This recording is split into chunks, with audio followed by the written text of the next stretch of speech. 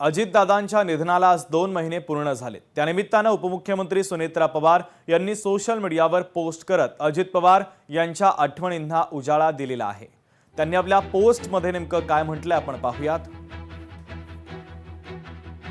आज तुम्हाला जाऊन 2 महिने पूर्ण झाले।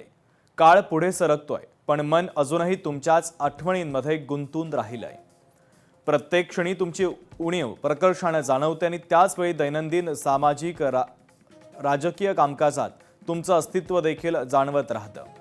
तुमच्यातील लोकाभिमुख विकासाभिमुख व्यक्तिमत्व प्रत्येक निर्णयामागची दूरदृष्टी मला कायम मार्गदर्शन करण्याचं काम करेल। तुमची उणीव शब्दात मांडणं अशक्य आहे, पण तुमची स्वप्न तुमची कार्य आणि तुमचे विचार पुढे नेण्याचा निर्धार मी कायम मनाशी जपेन। तुम्ही दाखवलेली दिशा आणि दिलेली मूल्य हीच आमची प्रेरणा आणि मार्गदर्शक राहतील। भावपूर्ण आदरांजली, असं राज्याच्या उपमुख्यमंत्री सुनेत्रा पवार यांनी म्हटलेलं आहे।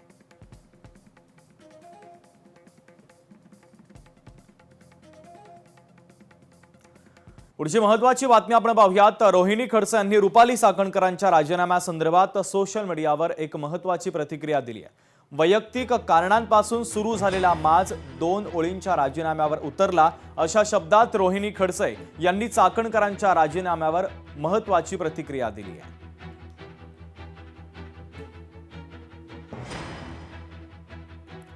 तर हा राजीनामा चाकणकरांकडून जबरदस्तीने घेतला। चाकणकरांनी अनेक पीडितांवर अन्याय केला। चाकणकरांवर लवकरात लवकर कारवाई झाली पाहिजे, अंजली दमानिया यांनी मागणी केली आहे।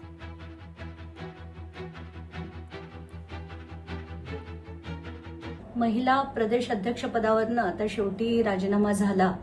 हा काही स्वतःहून दिलेला राजीनामा नाहीये, हा जबरदस्तीने घेतला गेलेला राजीनामा आहे। सुनेत्रा पवारांकडनं अपेक्षा होती की त्या राजीनामा लवकरात लवकर घेतील, पण तसं देखील झालेलं नाहीये।